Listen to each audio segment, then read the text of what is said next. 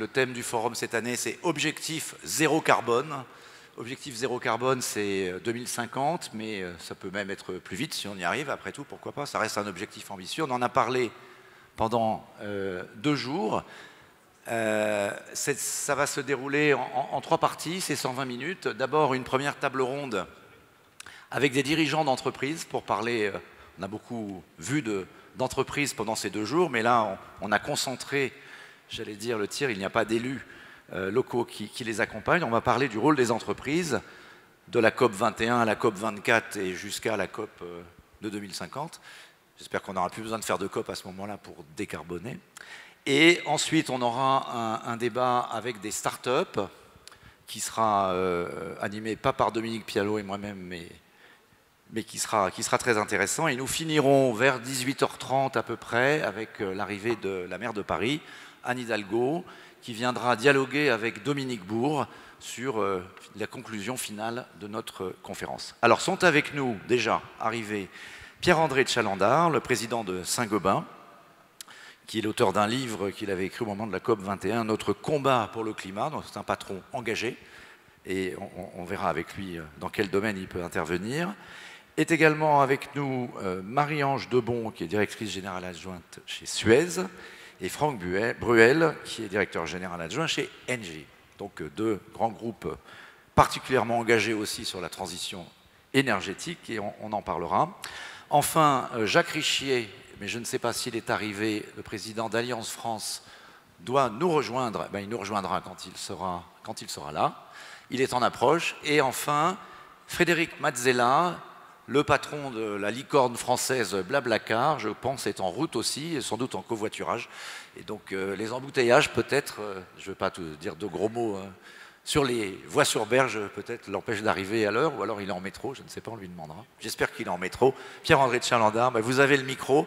Alors, Pierre-André de Chalandard, pour commencer tout de suite, bah, je crois que ce n'est pas la peine de vous présenter ou de présenter Saint-Gobain. Saint-Gobain est une entreprise, votre livre l'a démontré aussi, qui est au cœur de la transition énergétique.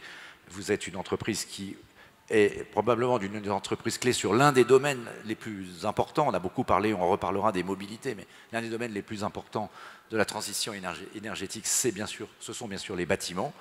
Vous êtes aussi une entreprise historique, qui a une très longue histoire, mais c'est une entreprise dont le métier est de polluer, consiste à polluer pour dépolluer. Alors, je vous attaque tout de suite là-dessus, c'est vous êtes un pollueur qui dépollue.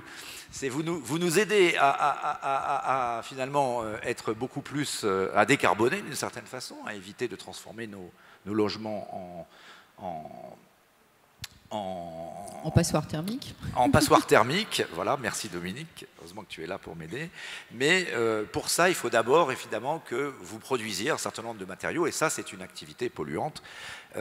Cette dialectique, finalement, cette double dimension, comment est-ce que vous la vivez, et comment est-ce que vous arrivez à transformer Saint-Gobain dans cette dimension-là, pour arriver à être un acteur d'un monde décarboné?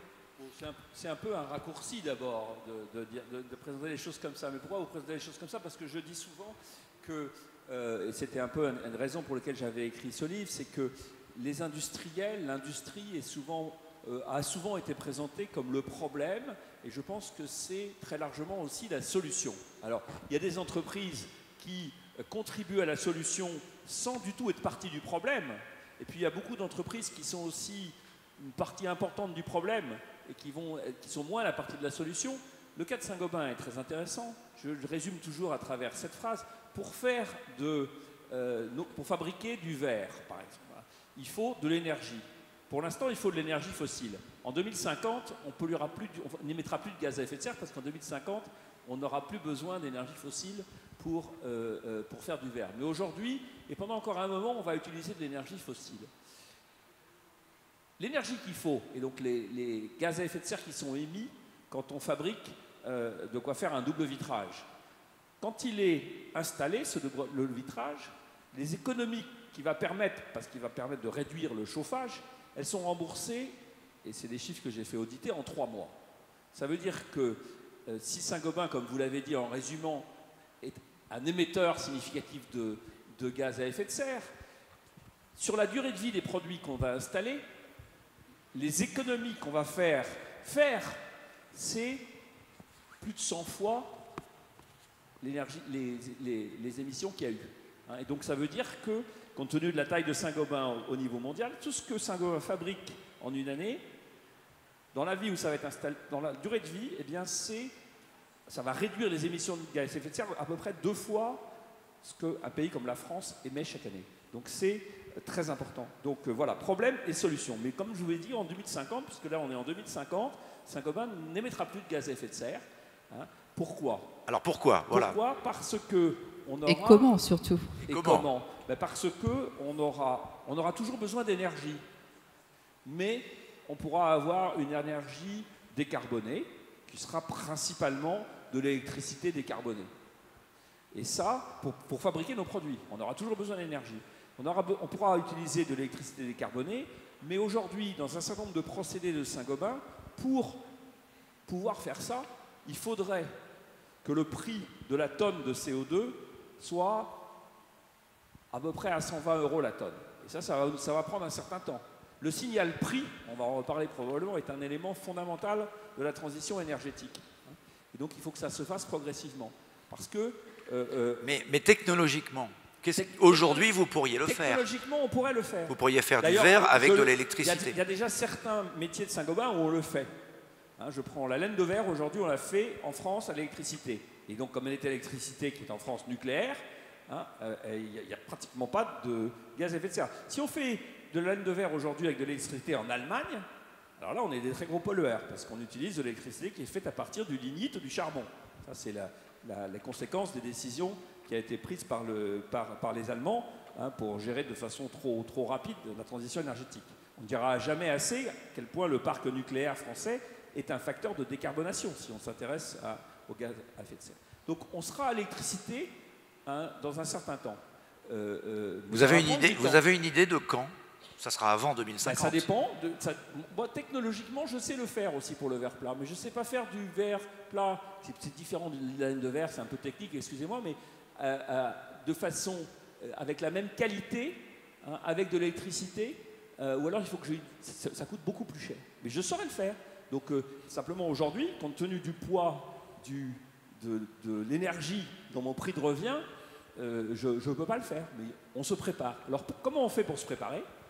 Eh bien, je vous ai dit que c'était très intéressant qu'on a besoin tous d'un signal prix, on a besoin d'un prix mondial du carbone. Ça ne va pas être, malheureusement, on ne va pas l'avoir tout de suite, parce qu'aujourd'hui, hein, en France, on est passé à 30 €, ça va monter un petit peu, c'est d'ailleurs pas très facile à mettre en place, comme vous le savez.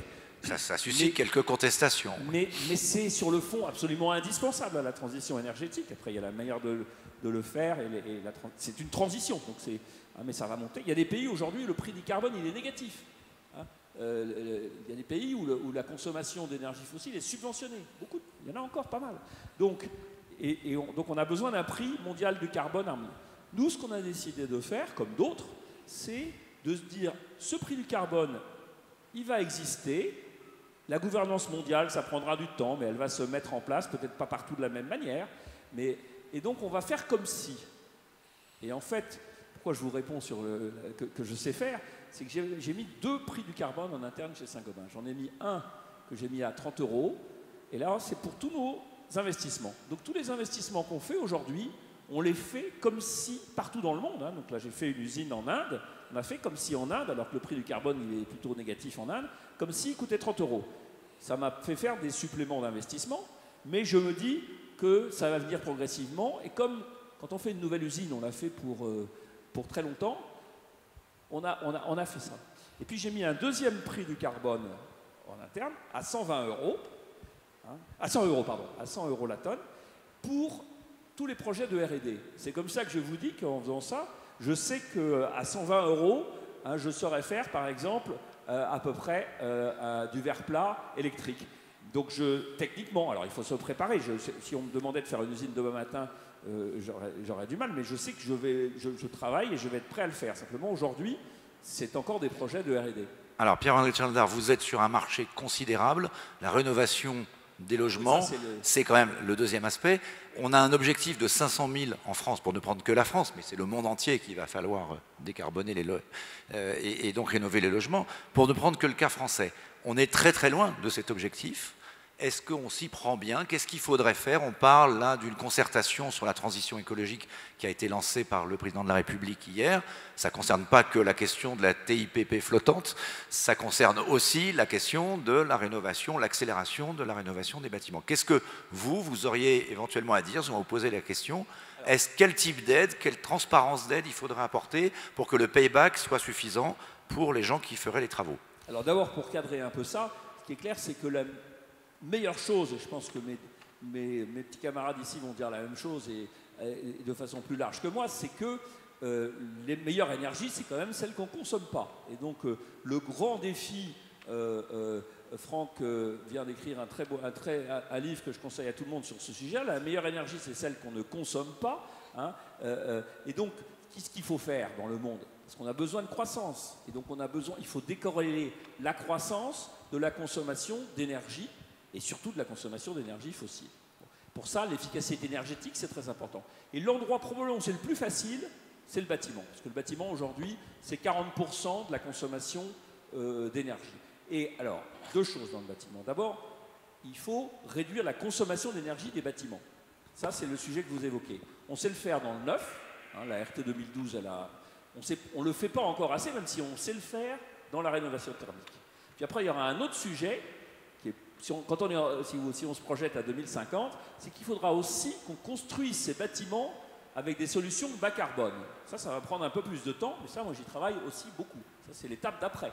Par exemple, je vous ai expliqué que moi, le vitrage, ils seront sans consommation de carbone à terme. Il y a des matériaux, ce sera plus difficile. Mais il y a des solutions, probablement un petit peu plus tard, mais il y a des solutions. Alors, je reviens sur la rénovation énergétique, qui est probablement un des gisements à la fois les plus importants et que, comme vous le dites, on a du mal à appréhender, puisque aujourd'hui, il y a à peu près 30 millions de logements en France. Si on fait que le neuf, il faudra beaucoup trop longtemps. Donc, et on a un parc ancien qui est très énergivore. Alors, si la solution elle était facile, et si je pouvais vous répondre en une minute, je pense que tout le monde l'aurait trouvé. Donc ça veut dire que le sujet, il n'est pas très facile. Il faut un ensemble de choses, un ensemble de... Donc je pense qu'il faut distinguer, il faut segmenter. Hein. Donc vous avez le tertiaire, vous avez le résidentiel privé, vous avez les parcs des bâtiments publics, hein, vous avez toute une série de segments dans lesquels les méthodes et ce qu'il faut faire, c'est assez différent. Globalement, hein, on sera tous d'accord pour dire qu'il faut à la fois améliorer l'enveloppe du bâtiment, et puis il faut essayer d'avoir des modes de chauffage ou de climatisation qui ne consomment pas, qui n'émettent pas de gaz à effet de serre, et puis il faut aussi améliorer les comportements. Alors là, on a des rôles complémentaires sur ces sujets-là. Moi, ce que je sais faire chez Saint-Gobain, c'est l'enveloppe du bâtiment. Alors pourquoi il n'y en a pas assez? Il n'y en a pas assez, d'abord il y en a quand même, pas mal. Il n'y en a pas assez parce que aujourd'hui, le payback, si on veut traiter le sujet uniquement par l'angle de la rénovation énergétique, eh bien, il est souvent trop long. Pourquoi il est trop long? Parce que la majorité des gens, là je parle du résidentiel privé, ça marche plutôt mieux dans les autres segments. Dans le résidentiel privé, la majorité des gens qui font de la rénovation aujourd'hui, qui ont un projet de rénovation, ils ne le font pas pour ça. Ils le font parce que, dans les 3/4 des cas, ils ne le font pas pour ça. Ils rénovent parce qu'il y a un enfant de plus, parce qu'ils vieillissent, parce qu'ils viennent d'acheter, parce qu'ils viennent de louer. Bon, et alors à ce moment-là, ils vont faire des travaux. Et souvent, on calcule les travaux en disant « Ah ben j'améliore l'énergie, donc l'ensemble des travaux, y compris le fait que je refais la peinture, l'électricité, tout ça, c'est pour ma rénovation énergétique. » Là, vous avez des paybacks qui sont pas bon du tout, hein, ça peut être 10, 20 ans. Vous avez une autre manière de voir les choses qui est de dire je fais des travaux, quand je fais des travaux, il faut qu'ils soient bien faits. Là vous avez le supplément de dépenses qu'il faut par rapport à faire des travaux pour que ce soit, on en profite si vous voulez pour améliorer l'efficacité énergétique. Là, le supplément, à ce moment-là, on a des paybacks qui sont excellents. Qu'est-ce que ça veut dire si je dis ça? Ça veut dire que les aides, il faudrait qu'elles soient concentrées à certains moments où quand les gens font des travaux, il ne faut pas dire je fais des aides pour faire de la rénovation énergétique, il faut faire des aides quand on fait des travaux pour avoir quelque chose qui soit bien fait sur le plan énergétique. Et il faut toute une série de signaux.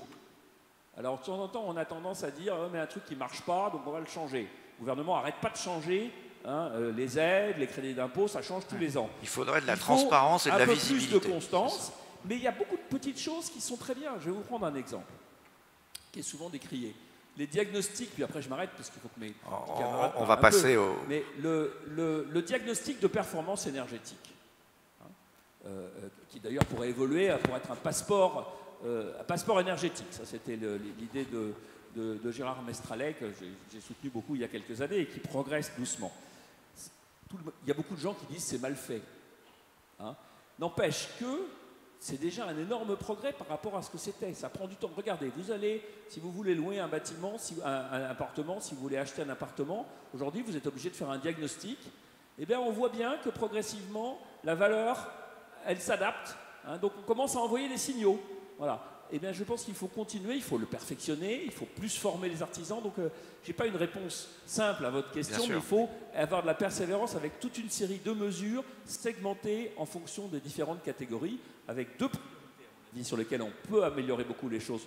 C'est la précarité énergétique, donc il faut concentrer aussi les aides et on voit bien que le sujet des gilets jaunes aujourd'hui, ce n'est pas le sujet de l'essence, c'est le sujet de la fracture territoriale. Il faut concentrer les aides sur les passoires énergétiques qui sont souvent les gens modestes. De ce point de vue-là, il y a un truc qui est très bien, qui sont les certificats d'économie d'énergie. On en reparlera peut-être. D'ailleurs, tu en dis beaucoup de bien dans ton bouquin. Et je crois que tu as raison, parce que c'est un truc très très bien.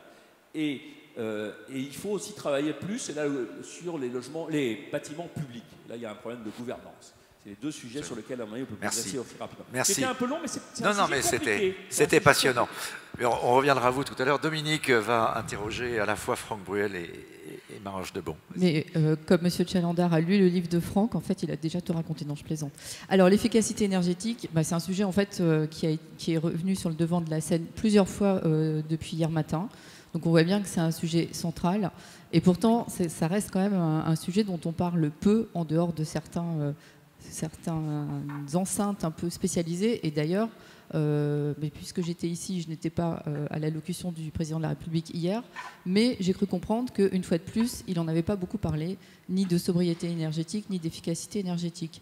Alors, Franck Bruel, effectivement, vous avez écrit un livre dont M. Chalandard a dit beaucoup de bien. Donc, je redonne le titre exact, l'énergie efficace, quand moins et mieux font plus. Est-ce que c'est pour ça, pour réhabiliter l'efficacité énergétique, parce qu'on n'en parle pas suffisamment, que vous avez écrit ce livre? Pourquoi faire un livre sur le sujet efficacité énergétique? C'est d'abord, merci Pierre-André d'avoir fait la publicité de mon livre, mais c'est précisément parce qu'on n'en parle pas assez. Et les annonces du gouvernement qui ont été faites vont... Le progrès énorme, c'est que ça en fait partie, et c'est fixé comme une priorité. C'est néanmoins une priorité qui va passer un peu après les autres. Or, tous les scénarios qui existent par toutes les agences les plus sérieuses disent que la transition énergétique ne peut se faire que si on commence par faire de l'efficacité énergétique à l'échelle des pays. Et aujourd'hui, on n'y est pas tout à fait. On parle beaucoup, on investit beaucoup dans les nouvelles énergies, il faut continuer à le faire, mais le premier sujet, c'est l'efficacité énergétique. Les sujets qui ont été évoqués là sont des sujets qui doivent passer avant. C'est-à-dire que rénover le parc de bâtiments en France en particulier et le parc public, parce que c'est finalement l'État qui est le plus gros propriétaire, l'État et les territoires qui sont les plus gros propriétaires.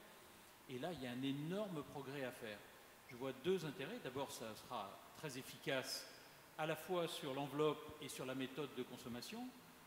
Ici, on est à l'Hôtel de Ville de Paris. On a un contrat avec la Ville de Paris sur 140 écoles pour les rénover et financer la rénovation sur les économies d'énergie. Donc ça fonctionne, on doit pouvoir le faire, mais c'est un effort, c'est un engagement sur 15 ans. Et puis il y a les nouveaux bâtiments. Mais la ville de Paris peut se permettre d'attendre un payback de 15 ans, contrairement à peut-être des particuliers, par exemple. Mais ça en fait partie, c'est-à-dire qu'il faut commencer par montrer l'exemple. Il faut que les territoires et l'État s'engagent à rénover les écoles, les lycées. Ça a été fait en Alsace il n'y a pas très longtemps. Les gendarmeries, tous les domaines publics sur lesquels on a des vitrages qui ne sont pas doubles, des isolations qui ne sont pas faites. Ici, il paraît qu'il y a eu des améliorations, mais ça reste quand même Bon, ça doit être difficile de rénover ici. On nous a dit qu'il y avait eu 30% d'amélioration quand même. Je ne sais pas comment. Mais ça fait partie de... Mais à chaque fois, c'est un sujet complexe. Faire juste l'isolation, c'est bien. Faire l'isolation, faire le chauffage, viser l'utilisation de réseaux ou d'énergie verte, ça fait partie des choses qui améliorent l'ensemble du progrès. Et dans les villes, à cause de la concentration de la consommation et des habitants, ça donne des opportunités qui sont fantastiques. Et dans le neuf, il existe aujourd'hui, on a inauguré pour la rentrée là, un bâtiment universitaire à Roubaix. C'est le premier bâtiment universitaire à énergie positive. Ça existe, c'est possible. Bien sûr, c'est une université, mais ce n'est pas le seul exemple en France. Donc, les solutions existent. Il faut juste les mettre avant pour qu'on baisse la marche qu'on essaye de passer avec les énergies vertes. Les villes, effectivement, on en parlait ce matin lors d'une table ronde consacrée aux les villes qui visent le 100% énergie verte, en 2050 en général, parfois plus tôt. En fait, toutes commencent par déjà réduire drastiquement leur consommation énergétique pour pouvoir atteindre les 100% d'énergie verte. Donc c'est exactement ce que vous dites, mais alors c'est un peu contre-intuitif quand même pour un fournisseur d'énergie d'expliquer comment aider en fait ses clients à consommer moins d'énergie. C'est une évolution quand même de votre modèle économique historique. Est-ce que vous pouvez nous expliquer? C'est même un relais de croissance en fait aujourd'hui pour Engie, l'efficacité énergétique. Est-ce que vous pouvez élaborer un peu sur le sujet? En fait, ça fait partie de la transformation du groupe qui a été engagée il y a 3 ans, qui est une transformation extrêmement profonde. Il y a aujourd'hui dans le groupe Engie 100 000 collaborateurs qui travaillent sur l'efficacité énergétique. Sur 155 000, c'est ça à peu près? 100 000, c'est les 2 tiers en fait. Donc c'est les 2 tiers des effectifs qui travaillent sur les sujets du chaud, du froid, de l'optimisation, de l'automatisation, de la gestion de la mobilité verte et des autres mobilités, de l'hydrogène. Donc on est sur l'ensemble du sujet parce que notre conviction, c'est que le sujet de la transition énergétique, il n'y a pas de solution magique. Il n'y a que des solutions complexes dans lesquelles on commence par utiliser les solutions locales et la solution du 100% vert n'est pas le même à Paris, à Dubaï, à Shanghai ou à Oslo. Il faut commencer par prendre des solutions qui sont locales, prendre toutes les énergies et les ressources qui sont locales et les utiliser de la façon la plus efficace. Donc c'est des solutions qui sont extrêmement complexes et nous on veut être un acteur sur l'ensemble de ce sujet-là. Et donc en fait, le entre guillemets manque à gagner sur la vente de volume d'énergie, vous le récupérez sur la vente de services autour de l'efficacité énergétique. C'est pas comme ça que ça doit se voir, mais effectivement, quand le groupe décide de sortir de toutes les énergies carbonées pour investir massivement dans des énergies renouvelables qui sont à l'époque des énergies en développement, c'est un saut dans lequel c'est la vision d'entreprise qui change plus que son compte de résultat. Alors bien sûr, il faut que, et toute la transition énergétique n'a de sens que si elle est rentable. Il n'y a aucun... Je crois que tout le monde sera d'accord sur ce plateau avec cette déclaration. Et effectivement, vous êtes tous des exemples qui montrent qu'il peut être rentable d'être vertueux. Et un autre sujet qui est très important, c'est qu'il faut qu'on arrive à faire de la transition énergétique et de l'efficacité énergétique à confort égal. On n'arrivera pas à faire reculer les populations des pays modernes sur leur niveau de confort. Il faut qu'on arrive à leur produire le même niveau de confort, comme on a fait avec les voitures. En 1975, elles consommaient 15 litres au 100. Aujourd'hui, elles consomment 4. À même confort, même un peu mieux, parce que maintenant, il y a la clim, et puis il y a le GPS, et puis etc. L'efficacité énergétique qui marche, c'est celle-là. Amener des technologies qui permettent de maintenir le niveau de confort, mais de faire baisser l'empreinte carbone de façon significative. Les technos existent. Merci beaucoup. Marie-Ange Debon, alors donc, je rappelle, vous êtes directrice générale France de Suez.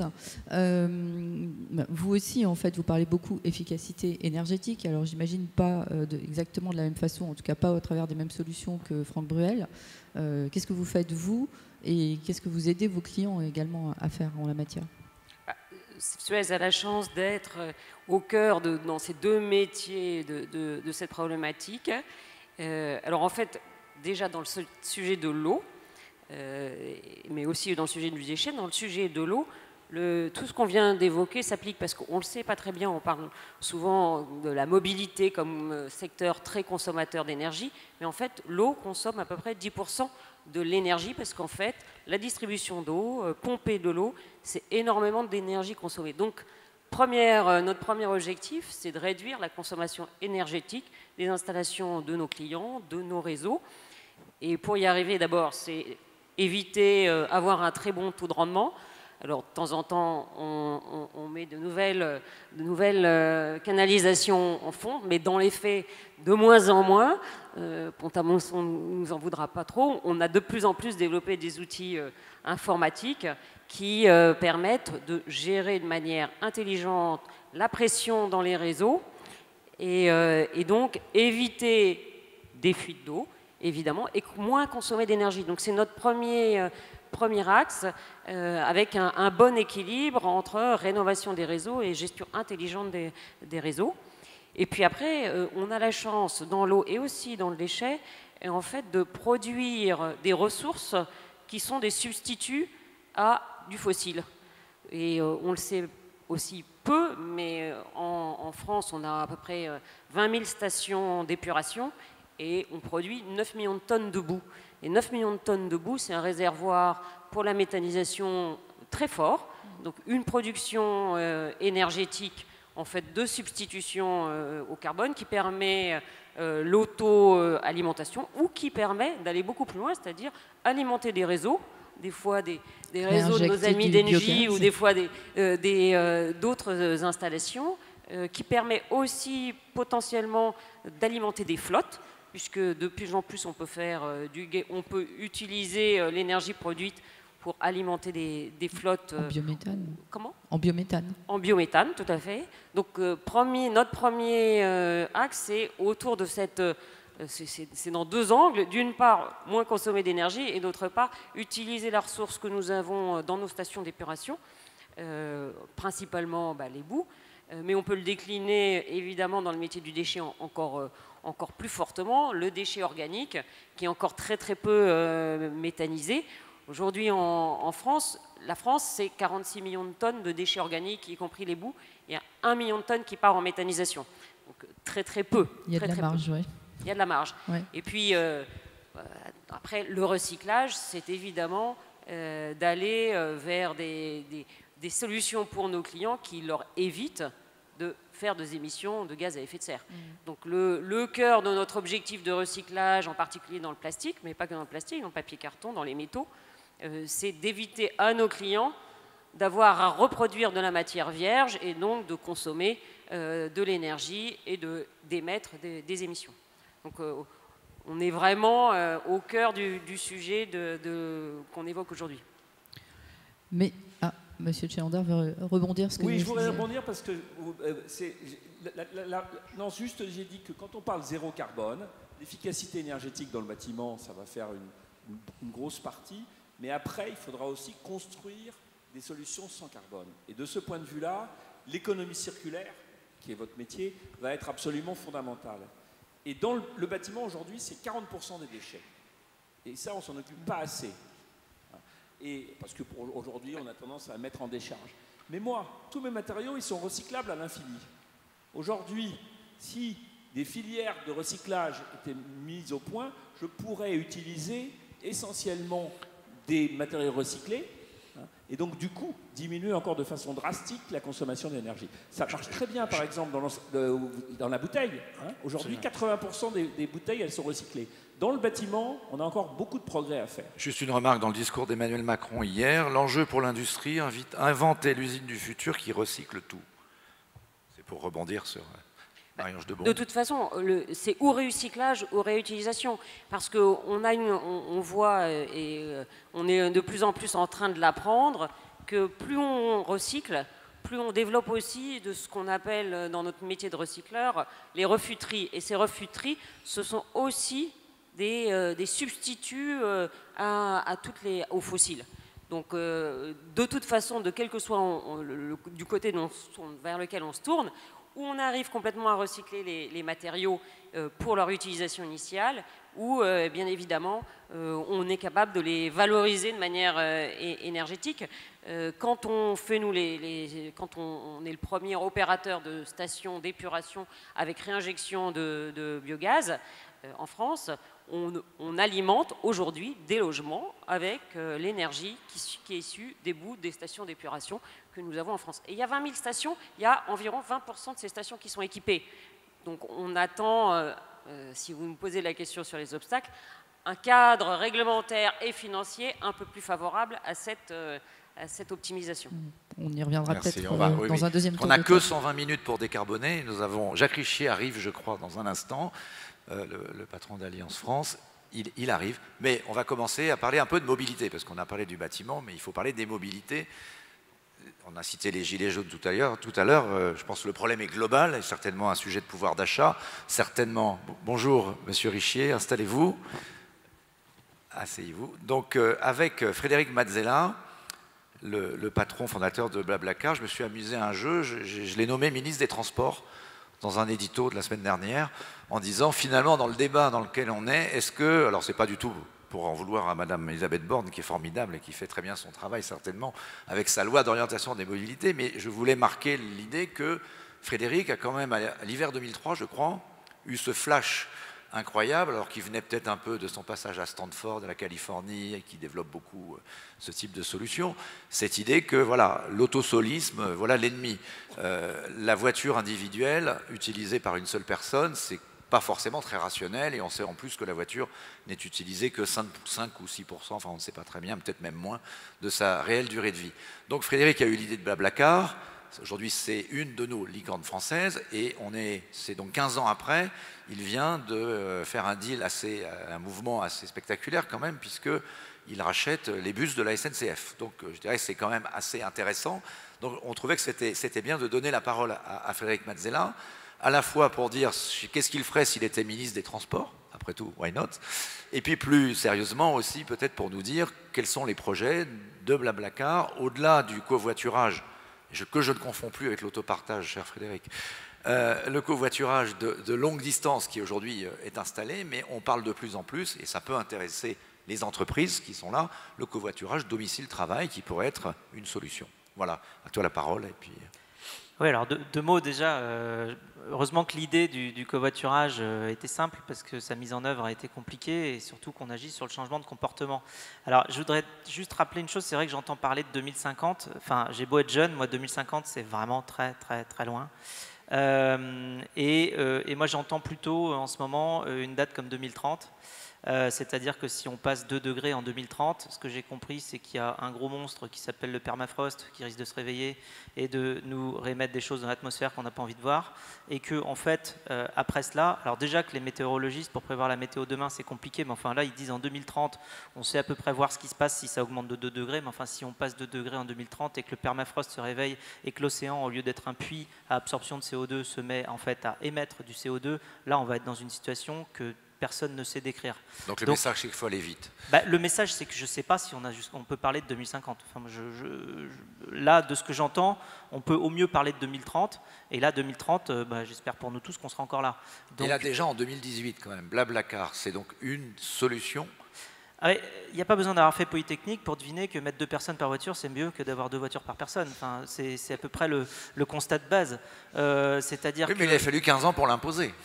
Voilà, parce qu'on est sur du changement de comportement, parce que la voiture c'est tellement pratique, parce que ça sert à tout, ça sert à aller faire les courses, à aller au travail, à aller chez sa grand-mère, à aller à l'aéroport, je ne sais où. Donc c'est un peu un one-stop shop, on l'utilise pour tout. Et en fait on n'a pas à se poser de questions, donc en fait c'est par rapport à notre fainéantise mentale, j'ai envie de dire que la voiture a trouvé son succès, parce qu'on sait qu'on rentre dans sa voiture avec son GPS et ça marche à chaque fois. Ça marche pour tout. Donc voilà, du coup, on ne se pose même plus la question des autres mobilités. Donc ça, c'est une grosse difficulté, parce que du coup, quand on propose d'autres mobilités, on s'attaque à cette habitude très, très ancrée. Vous savez, des fois, quand on va justement, et ça se voit justement dans les manifestations actuelles, mais alors nous, on a une chance incroyable avec tous les transports en commun qu'on a en région parisienne, mais quand vous allez en province, très souvent, vous avez des gens, ils n'ont jamais pris de transport en commun, mais jamais. C'est-à-dire que pour eux, mobilité égale voiture. Enfin, voilà. Et en plus, égale voiture avec un seul siège utilisé. Qu'est-ce que Blablacar ou Blablaline, qu'est-ce que Frédéric Mazzella, ministre des Transports, pourrait faire pour eux? Alors,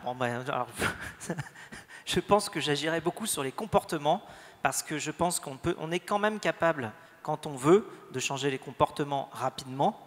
Alors que les nouvelles technologies, si on parle de 2040-2050, j'ai envie de dire « it's too late ». C'est bien qu'on change des trucs dans 20 ans, mais les comportements, on est tous là. Si on décide de changer, on peut changer demain. Et donc, c'est ça qu'il faut mettre en avant. C'est aussi, une certaine sobriété qu'il faut remettre au goût du jour. Sobriété, j'entendais parler de sobriété énergétique, j'adore le terme. C'est un petit peu ça, c'est pareil. Le covoiturage, c'est un petit peu la sobriété d'usage de la voiture. Ce qu'on a fait, au-delà de ça, on l'a même rendu cool. Vous savez, il y a 15 ans, quand j'ai commencé, le covoiturage, c'était pour les radins et pour les autostoppeurs. Les jeunes, oui. Et donc, en fait, ça attirait personne. Ce qu'on a fait, un grand travail qu'on a fait, c'est un positionnement du covoiturage comme étant la solution intelligente. Maintenant, en 2018, c'est devenu cool. On a 40% des 18-35 ans qui sont inscrits sur Blablacar. Voilà, aujourd'hui, Blablacar, c'est une communauté de 65 millions de personnes. On est dans 22 pays. En France, c'est 15 millions de personnes. Donc là, c'est un quart du pays. Et donc, 40% des 18-35 ans. Donc ça commence à être extrêmement massif, en tout cas en termes de pénétration de comportement. Mais effectivement, vous le disiez, il y a les aspects domicile-travail qui ne sont pas du tout attaqués. Alors que c'est plus de 50% des déplacements. C'est beaucoup plus compliqué, non, Frédéric, de faire. C'est beaucoup plus compliqué parce que la longue distance, il y a une granularité qui permet effectivement, il y a suffisamment de voyages pour pouvoir avoir le voyage que l'on veut. En revanche, si on a le domicile-travail, qu'est-ce qu'il faudrait pour que ça marche? Je sais qu'il y a de premières expériences qui ont été faites. Et est-ce qu'il ne faudrait pas une aide, alors pourquoi pas un crédit d'impôt, une aide fiscale qui pourrait accélérer les choses? Voilà, alors deux choses. BlaBlaLines, ça marche déjà, ça fait 1 an qu'on l'a lancé et ça y est, on a des centaines de milliers de gens qui sont inscrits et on a des milliers de trajets qui se font chaque jour. Alors on n'en est pas à 100 000 trajets par jour comme sur un BlaBlaCar, mais on y arrive, on avance dans cette direction-là. C'est-à-dire qu'après 1 an de lancement de ce produit-là, on est à l'équivalent de 4-5 ans du lancement de BlaBlaCar. Donc moi je considère qu'on est en très bonne voie pour réussir à aller transformer aussi les comportements sur le domicile-travail. Il n'empêche qu'on se heurte, et là je rejoins Monsieur de Chalandard, sur le signal prix, c'est-à-dire que c'est pas assez cher en fait. C'est pas du tout assez cher l'énergie encore, parce que justement... J'espère qu'il n'y a pas de gilet jaune dans la salle. Il faut augmenter encore le prix de l'essence, c'est ça? Non mais il faut remettre en perspective. Je veux dire, soit on comprend qu'on est en train de consommer des ressources fossiles en quantité finie et de les mettre dans l'atmosphère, ce qui réchauffe notre atmosphère sur une planète finie. Donc voilà, pour tous ceux qui ont fait un petit peu de maths, on comprend vite la notion de fini et d'infini. Même sans avoir fait Polytechnique, hein, je crois. Même sans avoir fait Polytechnique, heureusement. Et donc voilà, on est dans une logique où on parle de croissance et d'augmentation de pourcentage. N'importe qui a vu une exponentielle sait qu'il y a un moment ça dérape, enfin même ça dérape dès le début. Mais en fait, une exponentielle n'est absolument pas compatible avec un environnement fini. Donc il va falloir trouver une solution. Donc on peut déjà commencer par la consommation et les comportements. Alors il faut agir évidemment au niveau de l'énergie, il faut agir sur la manière avec laquelle on la produit, mais aussi et surtout sur la manière avec laquelle on la consomme. Donc moi c'est vrai que je suis plus dans le changement de comportement et dans les consommations. On montre que mine de rien, oui, ça a peut-être pris 15 ans, mais enfin 15 ans c'est pas non plus 50, donc on a réussi en peu de temps à faire évoluer les comportements.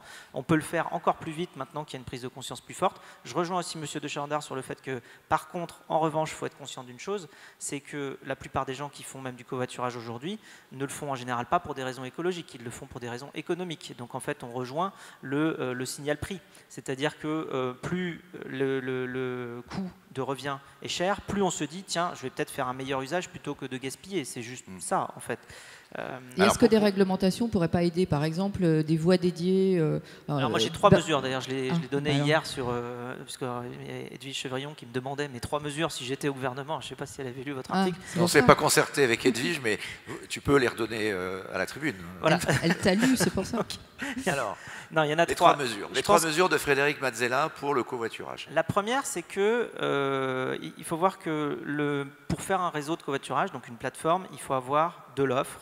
Et ensuite, quand on a beaucoup d'offres, c'est-à-dire beaucoup de places disponibles dans les voitures, eh bien la demande trouve chaussure à son pied et donc on arrive et hop, on trouve des covoiturages et ça devient super et ça y est, on crée l'habitude. Seulement, il y a un effet de seuil puisqu'on est sur une place de marché. Donc il faut beaucoup de volume, c'est-à-dire qu'il faut beaucoup d'offres pour que quand la demande arrive, elle trouve ce qu'elle veut. Et après, on passe un effet de seuil et là, après, hop, il y a beaucoup plus de transformation et ça se passe très très bien. La problématique qu'on a aujourd'hui, c'est l'incitation des conducteurs qui sont seuls dans leur voiture à aller proposer leur place. Donc moi, ce que je propose, la première mesure, c'est d'aller récompenser tous les conducteurs qui proposent leur place sur des trajets domicile-travail. Voilà, j'ai même une proposition concrète. Ce n'est pas de l'écologie punitive, c'est de l'écologie récompense. Complètement. De toute façon, moi, je suis tout à fait, totalement carotte. Je ne suis pas bâton. C'est d'ailleurs une philosophie de vie. Royaliste, alors. C'est Ségolène, sorte de ce corps. Elle répète ça en boucle, Ségolène Royal. Surtout pas d'écologie punitive, mais il faut un peu les deux quand même, carotte et bâton, bon, sinon ça marche pas. Je sais pas, les bonnes idées viennent de partout. Mais Donc, première mesure, on récompense. Il faut qu'on accélère, pardon Frédéric. Donc, deuxième mesure. Et j'ai même une proposition, c'est vous habitez à 10 km de chez vous, c'est 100 € par an de crédit d'impôt. Vous habitez à 100 km pas 10 km de chez vous, 10 km de votre travail, pardon. Donc plus la distance de domicile-travail est longue, plus on est récompensé. Vous habitez à 50 km de votre travail, c'est 500 € par an. Voilà, donc un truc... Bon, ça peut coûter cher, ceci dit, à l'État. Hein. Bercy, ça marche plus, le micro. Mais ça pourrait être les entreprises qui financent ça aussi.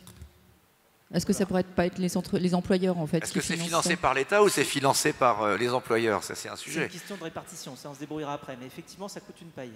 On discutera après, voilà, c'est ça. Trouvons déjà les idées. Déjà, au moins, c'est une incitation équitable, suivant la distance et suivant les coûts de chacun pour aller au travail, parce que c'est une mobilité contrainte. La deuxième mesure, effectivement, c'est des voies réservées quand on le peut. Alors évidemment, c'est beaucoup plus simple aux États-Unis où ils ont 4, 5, 6 voies de chaque côté. Ils peuvent en réserver. À Los Angeles, il y a 6 voies de deux côtés, c'est plus facile. Voilà, en France, généralement, on a moins de voies, donc c'est moins facile. Mais quand même, c'est une très forte incitation, parce que ça fait gagner du temps.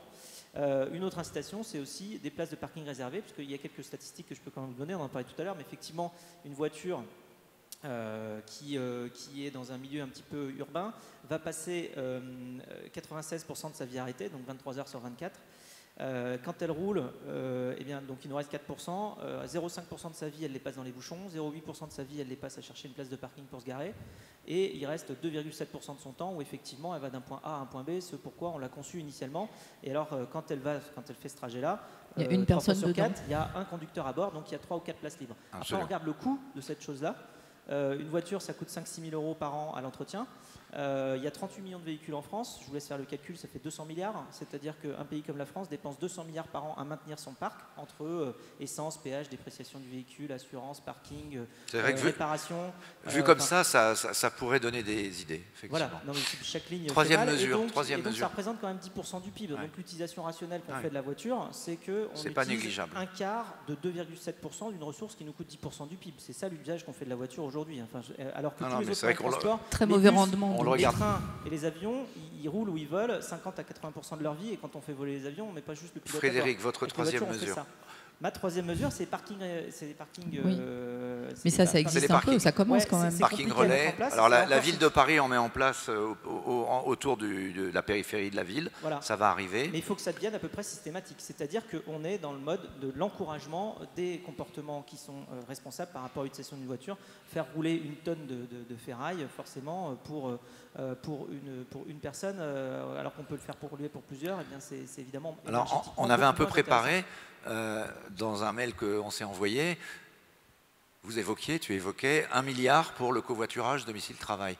Quand on voit que Macron vient de mettre 500 millions déjà pour les primes de conversion, est-ce que faire 1 milliard pour aller plus vite, pour accélérer ce type de mesures, quitte à faire peut-être participer les employeurs, c'est pas forcément si considérable pour changer rapidement et nos modes de vie et la vie des gens, la vie concrète des gens. Exactement, on touche à la mobilité, au transport, et dès qu'on parle de transport, évidemment, ça se chiffre en milliards ou en dizaines de milliards. Enfin, le Grand Paris, ça va coûter au moins 35 milliards. Au moins. Oui, on ne sait pas, mais 35 plus, on va dire. Et donc voilà, donc très vite, quand on touche à la mobilité, oui, c'est des budgets de l'ordre du milliard ou plus. Mais effectivement, ramener au service rendu et surtout à ce que ça peut amener comme économie d'énergie. Alors, et non seulement économie d'énergie, mais avec cela, moins de congestion, moins de stress, moins de pollution, donc moins de problèmes de santé. Enfin voilà, ça agit sur à peu près toutes les dimensions et aussi du gain de temps. Vous savez que les Franciliens perdent 154 heures par an dans les bouchons. Il faut qu'on accélère. Merci Frédéric. Juste, je cite un chiffre pour rebondir sur ce que vient de dire Frédéric, parce que la maire de Paris le cite régulièrement. Si on passait comme taux d'occupation moyenne des voitures qui sont dans les bouchons parisiens de 1,1 à 1,2 ou 3, il n'y aurait plus de bouchons dans Paris. Donc on voit que quand même, alors ça serait mieux. Bon, je sais pas. On gagnerait du temps sur nos déplacements aussi. 154 heures par an dans les bouchons. Sur une semaine de 35 heures, ça en fait 4 quand même. Hein. Ça fait qu'on passe 4 semaines par an dans les bouchons. Gros coût économique. De ces 4 semaines de 35 heures. Merci beaucoup Frédéric Mazzella. On va écouter maintenant, on pourra éventuellement commenter ce qui a été dit. On va écouter Jacques Richier qui est arrivé tout à l'heure. Moi, ce que je retiens de ce qui a été dit par tout le monde, pour faire un bref résumé, je vais citer Bertrand Piccard qui a ouvert notre conférence hier et qui dit en fait les solutions existent. Si on ne les met pas en œuvre, c'est parce qu'on ne les connaît pas, soit qu'on manque d'imagination. Est-ce que vous qui êtes donc un grand assureur, qui êtes à la fois un grand investisseur, quand on parle aujourd'hui de la transition vers ce monde bas carbone, quelle est la responsabilité pour vous du monde de la finance? On a vu que les banques viennent de se faire un petit peu épingler sur le fait qu'elles continuent à financer, contrairement à ce qu'elles disent, trop le monde carboné. Qu'est-ce que vous dites, vous, dans le monde de l'assurance? Et est-ce qu'on a déjà commencé à basculer vers cette finance verte et à quel rythme on peut le faire? Parce que Bertrand Piccard disait aussi, attention, si on va trop vite, on risque de scier la branche du monde économique sur lequel on est assis. Ça fait quand même 200 ans que la révolution industrielle se fait sur le charbon ou le pétrole. Et donc on ne peut pas peut-être basculer du jour au lendemain. Oui, merci. Oui, effectivement, quand on parle de ESG, on se concentre là sur le E, il ne faut pas oublier le S non plus. C'est-à-dire il y a des impacts, il faut le savoir, et en ce moment on sait qu'il faut savoir gérer aussi les impacts sociaux de la transition. Un assureur, par définition, c'est deux choses. C'est un accompagnateur et préventeur, et c'est quelque part un régulateur aussi. C'est un accompagnateur, je reviens sur ce que vous disiez, si demain il y a des propositions d'investissement durable dans le domaine de la transition énergétique, bien sûr qu'on sera présent. Je prends Allianz France, on a 450 millions d'euros investis, essentiellement d'ailleurs à 90% sur des parcs d'éoliens. Il faut les trouver pour pouvoir les financer, pour pouvoir investir. Donc on est prêt à accompagner en termes d'investisseurs, c'est-à-dire un assureur, c'est un actif et un passif. Sur la partie actif, ça fait partie des sujets sur lesquels on se projette, surtout pour un assureur qui a un ADN fortement germanique. Le deuxième sujet, c'est, par exemple, je lis, là, on parle des green bonds et tout ça. Il faudrait quand même qu'on se mette d'accord. Nous, je peux vous dire, on a à peu près 500 millions dits de green bonds. Aujourd'hui, il n'y a pas de certification, c'est-à-dire que tout le monde peut vous raconter quelque chose. C'est-à-dire nous, on milite pour qu'il y ait une certification qui soit neutre, que ce ne soit pas chacun qui décide que ça c'est vert, ça c'est pas vert, qu'il y ait une certification extérieure et qu'on puisse, nous, avoir clairement des chemins d'investissement qui soient fléchés. Et là, en l'occurrence, bon, aujourd'hui, le Green Bond est essentiellement assis sur de la transition énergétique, c'est soit du financement justement d'énergie verte, soit des financements qui sont sur de l'infrastructure de long terme et renouvelable, traitement des eaux, des choses de cette nature-là. L'autre point, c'est que comme je dis, c'est un régulateur, par définition, on peut aussi être punitif. Et être punitif, c'est ce qu'on annonce les uns après les autres, c'est qu'à un moment donné, on n'investira plus sur des entreprises qui sont trop carbonées. Donc nous, on a fait un certain nombre d'annonces. Alors pour revenir sur les chiffres, c'est pour montrer que ça va vite, donc il faut se méfier quand même. En 2015, on disait on arrêtera d'investir sur toute entreprise qui tire plus de 30% de son énergie du carbone ou toute entreprise qui à une activité carbonée de plus de 30%. Là, on vient d'annoncer qu'on arrête tout investissement entreprise zéro carbone. Alors, on a mis une date qui était 2040. Mais comme je dis que ça va vite, c'est juste pour revenir sur ça. C'est-à-dire qu'à un moment donné, il y a un phénomène d'accélération et je ne suis pas sûr que le 2040 reste le 2040. Je pense qu'il ira plus vite.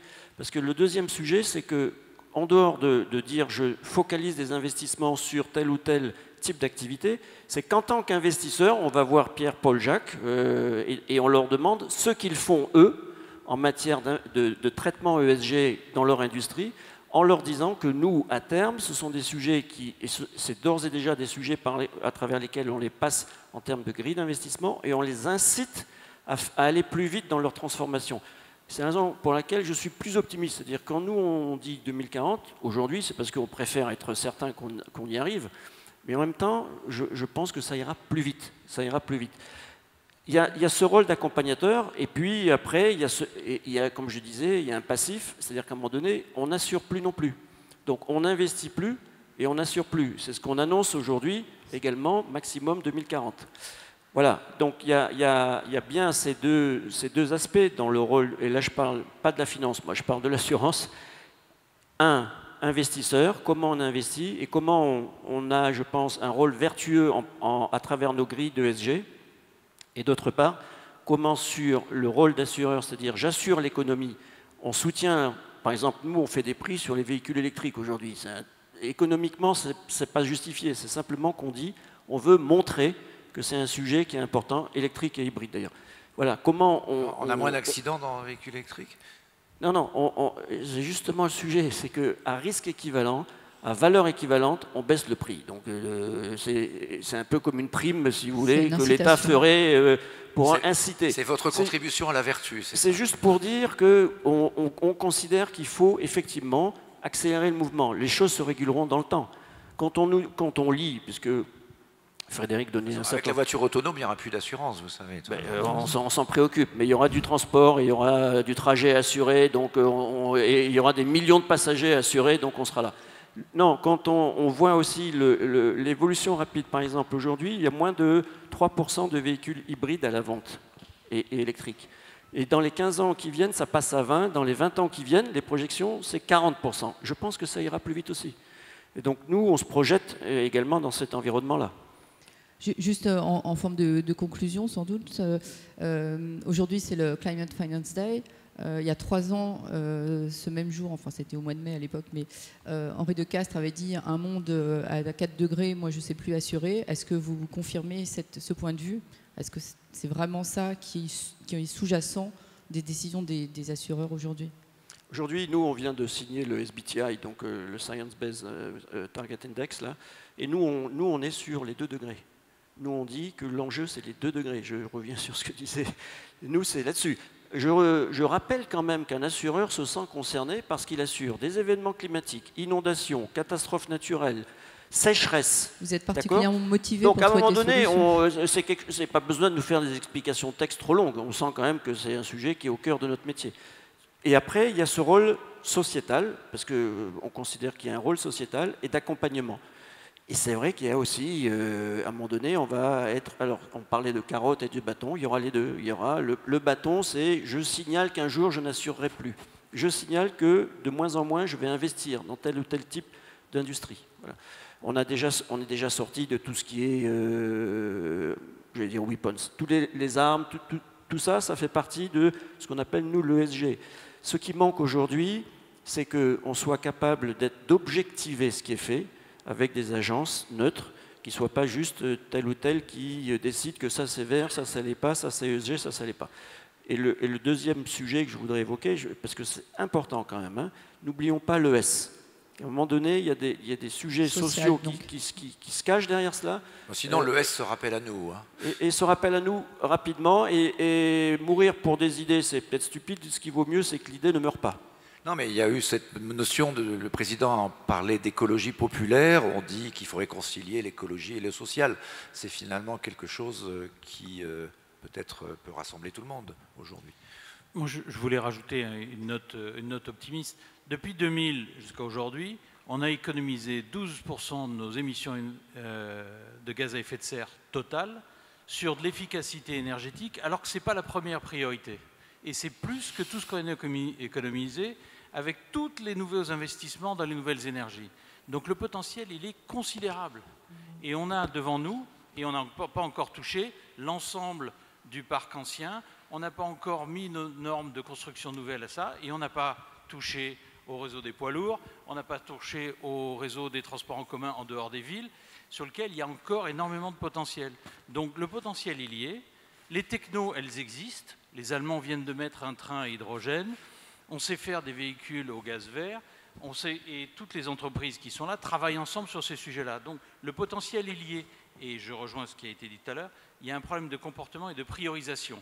Si on arrive à mettre ces sujets-là sur le haut de la pile, on arrivera à faire la transition énergétique, en particulier en arrivant à baisser nos consommations pour y arriver.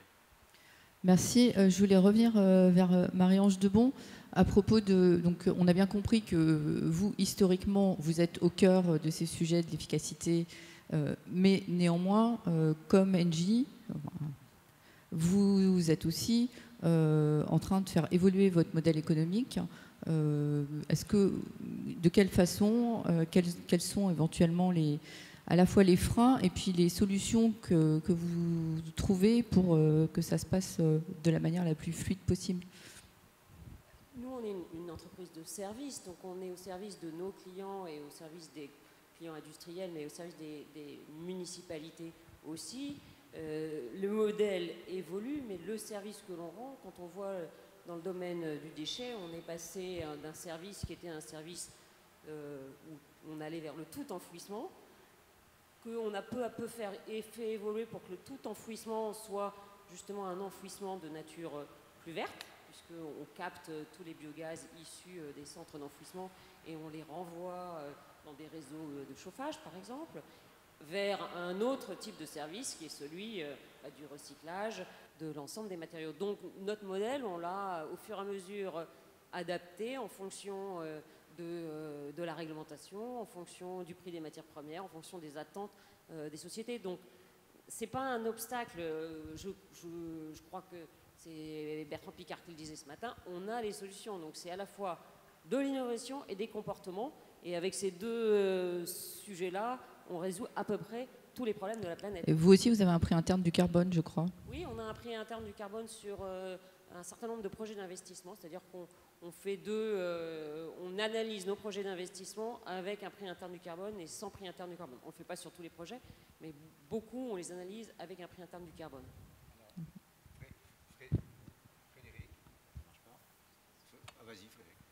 Oui, je voulais juste ajouter une petite remarque qui va dans le sens de tout ce qu'on dit là, et que en fait la pression va peut-être effectivement venir plus rapidement, elle va peut-être en fait venir des jeunes. Parce que autant la génération qui est au-dessus de moi se dit ou se disait, bon voilà, le climate change c'est pas pour ma génération, ce sera peut-être pour celle d'après. Ma génération se dit, oui, alors là ça a quand même de bonnes chances d'être nous.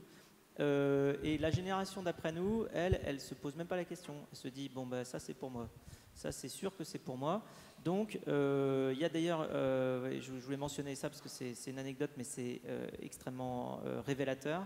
Et c'est une bonne pression qui arrive. Il y a une petite pétition qui circule actuellement dans toutes nos écoles scientifiques en France, qui a déjà rassemblé 27 000 signatures dans les écoles d'ingénieurs scientifiques, qui dit très simplement, si tu tournes, ça s'adresse aux employeurs, à toutes les boîtes, si tu tournes le dos à l'écologie, je ne travaillerai pas pour toi. Et sur ces 27 000 étudiants, il y a 600 polytechniciens, comme ça la boucle est bouclée, qui ont signé cette pétition-là. Et je pense qu'ils ont raison parce qu'ils ils se rendent bien compte que leur atout principal vis-à-vis du monde de demain et vis-à-vis des entreprises, donc des employeurs, c'est leur employabilité, c'est leur talent, c'est l'énergie qu'ils vont venir donner dans les entreprises. Et ils se servent de cet atout-là pour essayer d'influencer le monde des entreprises. Pourquoi ? Parce qu'eux, ils ont compris l'urgence. Absolument. On approche du moment où il va nous falloir conclure. Peut-être Pierre-André Chalandard, un mot là-dessus, sur réconcilier l'écologie, l'économie, le social et les nouvelles générations aujourd'hui qui ne nous laissent pas le choix. Je suis complètement d'accord que les jeunes vont nous aider à aller plus vite. Je suis complètement d'accord que le sujet, il faut qu'on le traite avant 2050. Ce que je voulais dire, c'est que puisqu'on parle d'un monde zéro carbone, on n'aura pas un monde zéro carbone avant 2050. Par contre, il faut qu'un certain nombre de pays soient en avance. Et il y a des sujets sur lesquels ce qu'on fait dans nos pays, la mobilité, le bâtiment, on peut le faire indépendamment de ce qui se passe dans les autres pays.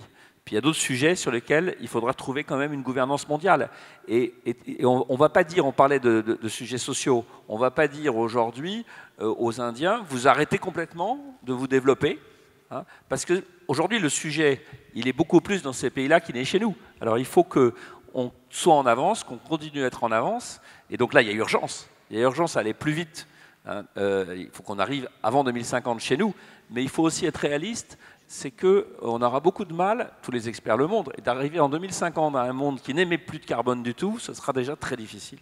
Et si on le fait, on sera limite par rapport à ce point d'irréversibilité. C'est ça que je voulais dire. Alors, on nous donne encore 10 minutes, comme ça on n'est pas si pressé par le temps, et l'enjeu est quand même suffisamment grand, et on a tellement de chances de... Alors je rajoute une chose aussi, parce que... Donc on va pouvoir refaire un tout petit tour de table. Allez-y, mais vous pouvez rajouter la proposition de Pierre-André Chalandard. Ce n'est pas une proposition, c'est de rappeler l'importance de ce signal prix. Et ça, alors je ne sais pas si c'est de la carotte ou du bâton, mais le premier exemple de taxe carbone qui a existé dans le monde, pour moi, et ça a marché très très bien, c'est de prendre ce qui s'est passé aux États-Unis et ce qui s'est passé en Europe après le premier choc pétrolier. Les Américains, ils n'ont rien fait. Les Européens, ils ont mis des taxes sur l'essence. Il faut savoir d'ailleurs que la fiscalité énergétique en France, elle est en moyenne beaucoup plus faible que dans les autres pays d'Europe.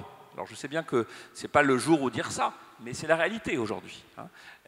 Et qu'est-ce qu'on on rajoute la TVA. Qu'est-ce qu'on regarde, qu'est-ce qu'on voit 30 ans après? On voit, comme le disait Franck, que les voitures européennes, elles consomment beaucoup moins d'essence que les voitures américaines. Elles sont plutôt plus confortables, elles sont plutôt plus modernes, que les transports en commun, même si on a des problèmes, il n'y en a pas dans les campagnes, mais enfin aux États-Unis, il n'y en a nulle part. On a développé beaucoup les transports en commun en Europe, et on ne peut pas dire que l'industrie européenne, quand on prend l'automobile, est souffert par l'industrie par rapport à l'industrie américaine. Donc on a changé le business model de l'Europe par rapport au business model et on a changé les comportements. Alors il faut faire d'autres étapes très importantes sur la mobilité, si je pensais comme le disait Frédéric, mais on aura du mal à faire ça sans envoyer des signaux. Et les signaux, alors je ne sais pas si c'est des carottes ou des bâtons, mais les signaux, non, mais après, ils existent. Il y a la vitesse d'adaptation. Une question que je voudrais poser à chacun des chefs d'entreprise présents qui à rebondit ce que disait Frédéric Mazzella. Un petit mot avant. Chef d'entreprise, je vais vous répondre en tant que citoyen et que père. J'ai 4 enfants qui ont des permis et il y en a 3 qui n'ont pas de voiture alors qu'ils sont proches de la trentaine. Ça va dans le sens qu'on dit. Mais c'est aussi des gens qui cherchent à avoir des entreprises qui ont un sens, qui ont une mission, et les entreprises l'ont compris. Donc pour revenir au sujet qui est aujourd'hui, je pense que dans les entreprises, il y a un mouvement qui est fort, dans les grandes, mais aussi dans les petites entreprises, dans les start-up, parce que les jeunes poussent ça. Ce que je voulais dire, c'est que c'est un message, c'est à ma connaissance le seul message, depuis que le monde existe, qui a traversé les hémisphères. Quand on va au Brésil, quand on va en Inde, quand on va en Chine, les jeunes parlent d'écologie. Ils parlent de développement durable et ils parlent de carbone, d'émissions de carbone, de comment on fait pour progresser. Et donc ce sujet-là est en train de progresser et on a besoin d'aider ces pays. Je rejoins ce que disait Pierre-André parce que c'est le sujet le plus important. C'est des gens qui ont une démographie très forte. Il faut qu'on les aide à passer le saut technologique et à faire en matière de carbone ce qu'on a fait par ailleurs en téléphonie en passant directement au téléphone sans fil. Il faut qu'on leur ramène ces technologies-là pour qu'ils y arrivent. Alors, j'aime bien les preuves de concept, comme on dit. On parle de covoiturage domicile-travail. Et puis, il y a une autre chose qui commence à monter, c'est le télétravail. C'est-à-dire carrément de ne pas aller à son travail quand ce n'est pas nécessaire pour un certain nombre de métiers. Est-ce que ce sont des choses que vous encouragez ou que vous pensez comme des bonnes solutions dans vos entreprises pour éviter les déplacements inutiles? Moi, tout à fait. Moi, tout à fait. On a fait des accords en France sur ces sujets-là. Oui, on pousse beaucoup dans cette direction. Ça sera peut-être moins de covoiturage, mais c'est encore mieux. Et chez vous, chez Suez, comment ça se passe ça? Oui, chez Suez aussi, mais d'abord en boutade, en réponse aussi à Franck, moi j'ai 3 filles qui considèrent que le permis de conduire ne sert non plus à rien. Donc elles ne cherchent même pas à le passer parce que ça ne sert plus à rien, il y a plein d'autres moyens de se transporter. Donc elles utilisent Blablacar, elles n'ont pas besoin Vive la voiture autonome pour Blablacar, sinon ça va devenir compliqué s'il n'y a plus de conducteurs avec permis. Mais nous, d'abord, évidemment, on pousse énormément le télétravail parce que de plus en plus, grâce aussi à l'Internet des objets, on est capable de gérer un certain nombre d'installations à distance. Donc l'Internet des objets change aussi complètement la façon de travailler. Et on parlait tout à l'heure d'efficacité énergétique, c'est évident que c'est un élément déterminant. Donc on voit bien que l'innovation est en train de nous donner l'opportunité de changer complètement nos comportements. Donc il y a à la fois du culturel, mais il y a aussi la facilité que l'intelligence artificielle et l'Internet des objets sont en train de nous donner dans notre quotidien. Jacques Richier peut-être, et puis Dominique, tu prends. Oui, nous avons à peu près 24% de nos collaborateurs qui travaillent selon ce mode-là. Donc en fait, avec 4% travaillent utilisent le télétravail. Ouais. Donc en fait, et on a une activité de service. C'est beaucoup plus. Quel est le rythme d'augmentation? Là, en fait, on l'a accéléré sur les 2 dernières années, dans une prise en compte qui est réduire les déplacements, ce que disait Frédéric, surtout pour ceux qui sont en région parisienne, très utilisés en région parisienne.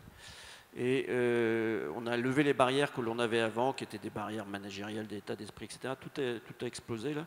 Et maintenant, effectivement, on a une grande liberté sur les jours, sur le nombre de jours. Enfin, voilà. Ça fait partie d'une évolution aussi managériale qui se produit dans le même temps. Je reviens et je confirme. Bon, nous, notre métier, je répète, hein, c'est un métier sociétal. On regarde la régulation, on regarde la techno, on regarde les grands mouvements sociétaux. La question de l'ESG, pour nous, c'est une vague, enfin c'est une réalité, c'est transformant. Donc on est obligé de se l'approprier. Et pour nos collaborateurs, on doit raconter une histoire en interne, puisqu'on se pose la question du purpose, de la raison d'être. C'est sûr que nous, l'ESG, ça fait partie de la raison d'être, en tant qu'acteur qui investit ou en tant qu'acteur qui assure. Et cette histoire, pour pouvoir garder des collaborateurs qui rentrent dans le secteur de l'assurance, elle est importante et il faut des preuves. Donc il faut qu'on leur montre ce que l'on fait. Et de ce point de vue-là, même si on peut trouver que la contrainte d'émettre un rapport annuel sur qu'est-ce que vous faites sur l'ESG est une contrainte difficile, je pense que ce qui a été fait en France, pour nous, c'est un élément d'accélération. L'article 173. Exactement, l'article 173 qui peut-être inspirera aussi au niveau européen. Peut-être faut-il expliquer ce que c'est pour ceux qui ne connaissent pas. C'est la loi de 2015 qui a posé que les entreprises, en tout cas institutionnelles, devaient, à travers un rapport annuel dit ESG, indiquer ce qu'elles faisaient en matière de ESG, comment, dans notre cas, elles sont contributives à la réduction et donc comment on tend vers le zéro. Et comment sur certains, par exemple sur les investissements, quelle est la part de nos investissements qui, eux, dégradent cette question du plus 2%, par exemple. Donc on doit classifier tout ça et indiquer tout ce que l'on fait.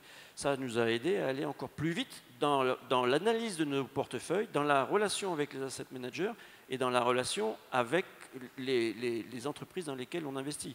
Je pense que c'est assez favorable au début et pédagogique. Au début, c'était vécu comme un rapport de plus à émettre qui doit être passé par le conseil d'administration et qui doit être envoyé aux autorités. Et je pense que c'est...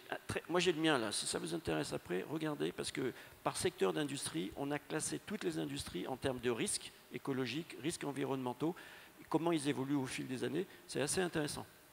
Je veux savoir comment Frédéric Manzella voit la perspective de la voiture autonome et qu'est-ce que ça va changer aussi dans notre nos modes de déplacement, nos mobilités, si on se projette. Alors, c'est peut-être pas tout de suite, là. C'est peut-être pas 2050 non plus. C'est entre les deux. Alors, je vais répondre juste avant, pour finir sur le télétravail. Non seulement, de la même manière que parfois on dit la meilleure énergie, c'est celle qu'on ne consomme pas, je pense que les meilleurs déplacements, des fois, c'est ceux qu'on ne fait pas. Et donc, non seulement sur des trajets domicile-travail, évidemment, nous, on est pour le télétravail, on l'encourage beaucoup. Enfin, il faut juste expliquer initialement à chacun que le télétravail, ce n'est pas le travail devant la télé.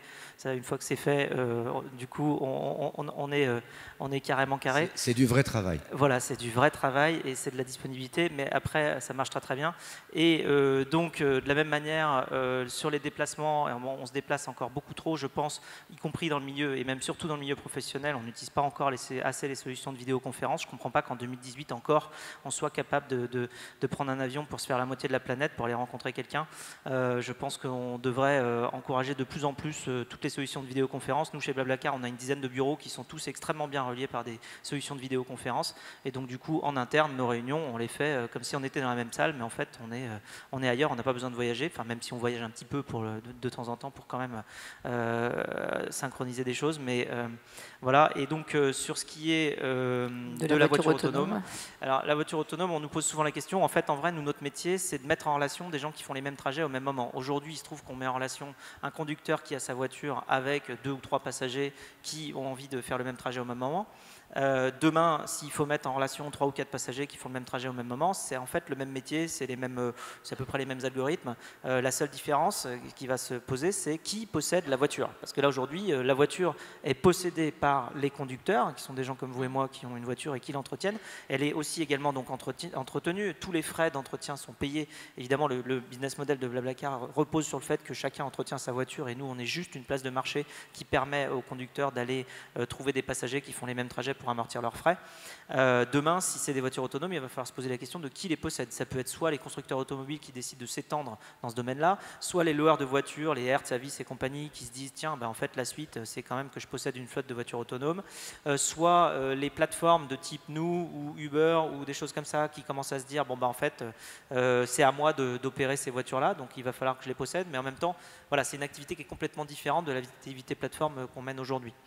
Mais ce genre d'activité, avant même de parler de la voiture autonome et même le covoiturage, pour un assureur, c'est déjà compliqué, non, comme secteur d'activité? Le fait qu'on aille vers la voiture... Non, en fait, pour nous, c'est un changement de business model. Ouais. C'est-à-dire assurer un bien. Demain, on va assurer un usage, service, ouais. Un flux. Ouais. Voilà. Et on va passer d'une sorte d'abonnement annuel, j'assure pendant un an, au paiement à l'usage.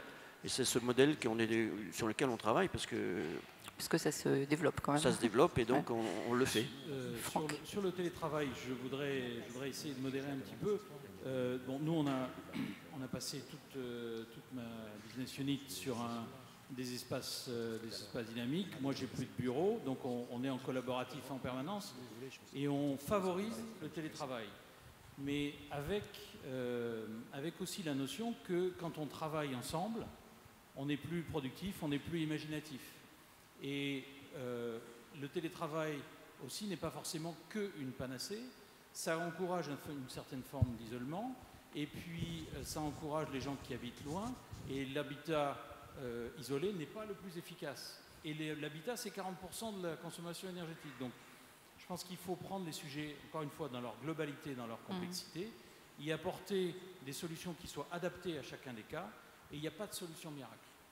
Et je pense que le télétravail, c'est une évolution positive de la société qu'il faut utiliser aussi, encore une fois, de façon très adaptée et ciblée. Alors, on s'approche de la conclusion. Je peux vous annoncer que Anne Hidalgo, qui était donc en voyage en Israël, va nous rejoindre pour un dialogue avec Dominique Bourg, qui est ici, que Dominique et moi-même aurons le plaisir d'animer. Donc, si vous pouvez rester, nous serions ravis que vous puissiez assister à ces échanges. Pour conclure, donc avant la dernière séquence avec les startups, avant l'arrivée de la maire de Paris, j'aurais voulu vous demander, aux uns et aux autres, un rêve pour décarboner en 1 minute, chacun. Un rêve. Qu'est-ce qui vous fait rêver dans ce nouveau monde pour y arriver, pour finalement dans nos villes, dans nos vies, voilà. C'est simple, c'est que toutes les maisons du monde soient bien isolées avec des matériaux de Saint-Gobain. La fin des passoires thermiques. Et que la fin des passoires thermiques, et sachant que tu as dit que c'était aussi confortable. Ce n'est pas qu'un plaidoyer pro-domo.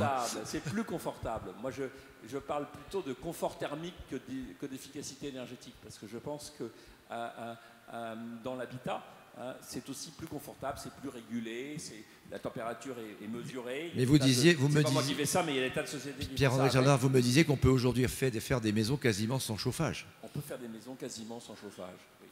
Franck Bruel. Et des maisons dans lesquelles il fera encore meilleur vivre. Franck Bruel, un rêve, en 1 minute. Alors moi, il y en a un professionnel, c'est que je voudrais voir l'hydrogène prendre toute sa place dans la transition énergétique, parce que je pense que c'est une place qui va transformer le monde de l'hydrogène et de la mobilité. À titre personnel, j'aimerais bien qu'en 2040, parce que c'est là que je verrai les trucs, c'est que mes enfants soient fiers de ce que notre génération a fait pour préparer leur climat. Marie-Ange Debon. Moi, mon rêve, ce serait arriver à faire passer auprès du grand public la conviction que les entreprises ont aussi chevillé au corps cette volonté d'aller vers une économie décarbonée. Parce que parfois, on nous suspecte, on imagine que nos business models nous empêchent d'avoir cette réflexion et cette volonté. Or, je pense qu'à la fois, c'est la base de l'engagement de nos collaborateurs, c'est aussi la relation avec nos clients. Et donc, c'est arriver à faire passer la conviction que les entreprises, elles aussi, elles sont motivées dans ce combat contre le réchauffement climatique et l'économie décarbonée avant 2050. C'est un message à l'attention des médias, peut-être, en partie. C'est un peu un message vis-à-vis des médias, vis-à-vis parfois aussi des réseaux sociaux. On a notre part à faire d'explication et de pédagogie, et parfois de comportement.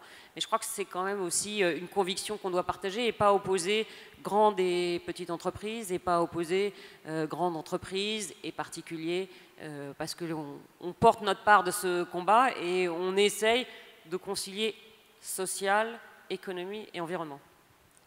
Jacques Richier, on entendra le rêve de Frédéric dans un instant. Moi, je vais faire très simple. Hein, moi. Je pense que c'est une prise de conscience collective. C'est-à-dire qu'on en parle, il y a une question de génération. Est-ce qu'il faut opposer les générations? C'est la prise de conscience collective, c'est l'affaire de tous et de chacun.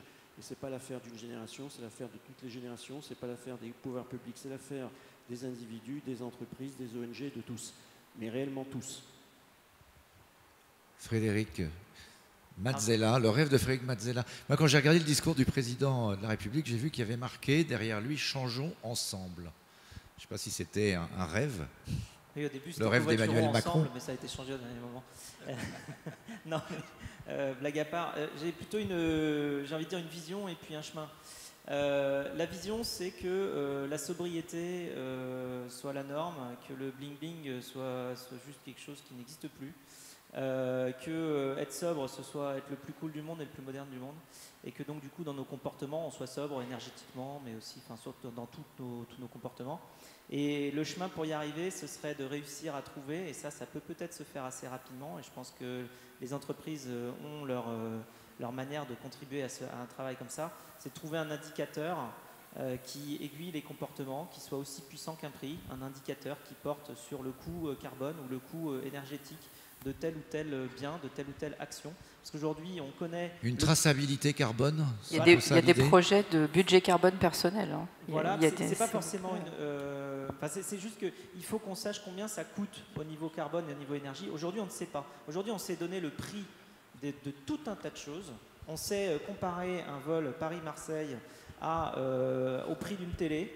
Par contre, si je vous demande au niveau énergétique lequel coûte le plus cher, au niveau carbone, lequel émet le plus... La télé. On ne sait pas, ouais, mais c'est pas forcément... La télé en veille en permanence, c'est pas bien en tout cas. Voilà, et le portable chargé toute la nuit, c'est pas bien non plus. On va être capable de dire un vol Paris-Marseille aller-retour, ça coûte 150 ou 200 euros. Une télé, ça coûte à peu près pareil, sauf qu'en fait, en termes d'impact environnemental, ça n'a rien à voir.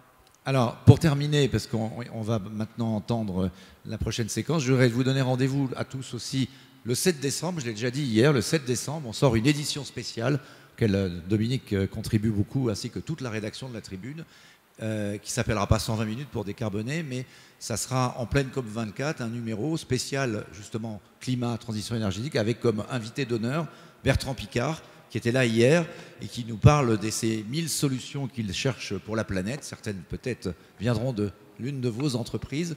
Et il nous a accordé, avec toute la rédaction, 5 heures d'entretien. Donc vous verrez, c'est assez passionnant. Et c'est le 7 décembre dans la Tribune. Je vous invite à la trouver en kiosque, ou si vous êtes abonné, bien sûr, c'est encore mieux, vous la recevrez chez vous. Merci à nos 5 grands témoins de cette clôture de séquence. Dominique, tu veux dire un mot? Non, juste remercier bien ce sûr. panel qui était un très beau panel de clôture.